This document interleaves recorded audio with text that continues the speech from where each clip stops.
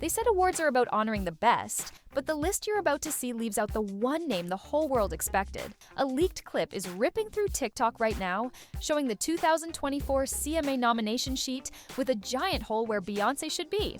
Fans are furious, receipts are everywhere, and the debate is back like it never left. September 9, 2024, the nominations hit, and Cowboy Carter gets 0. Here's why that matters. Cowboy Carter wasn't just a headline, it was the biggest crossover move in years, a project that broke records and shook up country radio. Millions streamed it, critics stamped it, and people who never wore boots started humming along. If you followed music last year, you saw it everywhere. But then, the list dropped. No album nod, no song nod, not even a technical category. It wasn't silence, it was a statement. The same industry that cheered when other pop names walked through the saloon doors suddenly looked away when Beyonce rode in wearing her own hat. Fans didn't just complain, they produced receipts, they pulled chart dates, headlines, and plenty of historical context. They posted side-by-side screenshots of Cowboy Carter's wins against the blank space on the CMA page. And every time someone said, "It's not country," 1,000 comments came back with, "Then explain the charts." Start with the single that set this era on fire. Texas Hold'em didn't just trend, it made history. It climbed where certain gatekeepers said it couldn't. It sounded like a dance floor two-step with a steel string backbone and a wink to the roots that built the genre. Radio was slow, the internet was fast, and the song cut through anyway.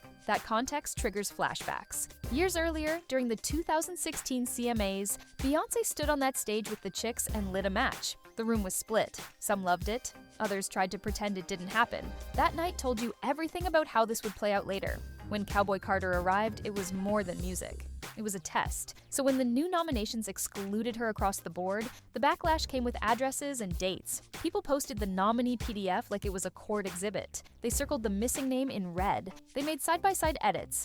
Beyonce's chart headlines next to the CMA headers with big arrows and the word none. The clip that's trending now pinpoints a single beat, a cursor dragging over Album of the Year, zooming in, scrolling down, and stopping just before where Cowboy Carter would land alphabetically. The scroll freezes. The comment reads, "They said the quiet part out loud." That one pause hits harder than a speech. Beyonce didn't beg to be let in, she just kept moving. She put the culture first, put the work on stage, and let the music travel. Then the audience did what the industry wouldn't. It made room. You could see it on tour footage, line dances, and kids in cowboy hats singing every word with their parents. The community that actually shows up for music showed up. What keeps this story hot now is the split-screen reality. On one side, the awards machine, with a vintage rulebook and a small room of voters. On the other, an entire internet posting timelines, quotes, and historical firsts. You've got a group saying tradition and a crowd answering exclusion. It's a bad optics cocktail with a heavy aftertaste. A lot of people argue it's just about genre, like a museum guard pointing at a white line on the floor. That would land if the rules were applied the same way to everybody. But the receipts show that when other crossover artists show up, the carpet gets rolled out. The goalposts move only for certain names, and somehow those names look similar. The video's comments are brutal. One reads, "Funny how charts count when it fits the story." Another says, "They'll borrow the sound, but they won't crown the person who made it cool again." There's a flood of stitches from artists and creators, many who work in the space telling their own versions of the same experience. The pattern isn't subtle. Let's talk hero and villain because that's how the public sees this. Beyonce is the hero because she didn't ask permission. She built a project that brought the past and future together, handed it to the crowd, and said, "Decide." The villain is the gate that pretends to be a bridge, and when the gate won't open, the road goes around it. The leaked clip shows a receipt cameo from a mainstream outlet on the nominations day. It cuts to a headline about historic chart wins. Then it freezes on the nomination list. No need for narration. The point makes itself. Even viewers who don't follow country can read that image. Add in another twist. Support from inside country's own house. Legends showed love. New voices said, "It was good for the genre." That counts. It proves the issue isn't about a sound being foreign, it's about who gets to hold the keys. When the people who actually live in the genre say, "Come through," and the gate stays shut, that's politics, not tone. Halfway through this video, we flip to the reveal everyone uses to win arguments at the family table, the trophies from elsewhere. If one institution says no, while others hand out the biggest awards on earth, the problem isn't the music. The problem is the room. That's not a diss, it's a diagnosis. So what happens next? The viral clip doesn't just rehash last year, it reopens a case that was never really closed. Next season, more crossover records will come. New artists will try the same path. If the same door stays locked, the audience will keep moving without it. Attention is the new ballot, and the internet counts fast. There is also the human layer. Imagine what it takes to take a genre with a complicated history and walk right through the front door anyway. You can't fake that courage. You can't fake the craft. The studio work, the songwriting, the collaboration, the live build, all of it says the same thing. This music belongs in the conversation. People forget that country isn't a museum. It's a road trip. It borrows, it blends, it evolves. Yesterday's scandal is today's standard. The acts we call classic were once someone's crossover experiment. If you lock a genre in glass, it suffocates. If you open the windows, people dance. The snub didn't stop the wave, it defined it. It turned a record into a movement. You can see it in line dance trends, in kids learning guitar licks from the album, in the way other artists started playing with twang, strings, and storytelling again. When culture moves, awards don't lead it. They jog behind it and try to look important. Now, let's zoom back to the clip. Why did this particular video explode? Because it puts a finger on the bruise. A simple document screenshot, a red box, and a date stamp do what 1,000 think pieces can't. It gives you one frame that tells the whole story. That's why it holds watch time. That's why it trends. In the final minutes, the comments section becomes the courtroom.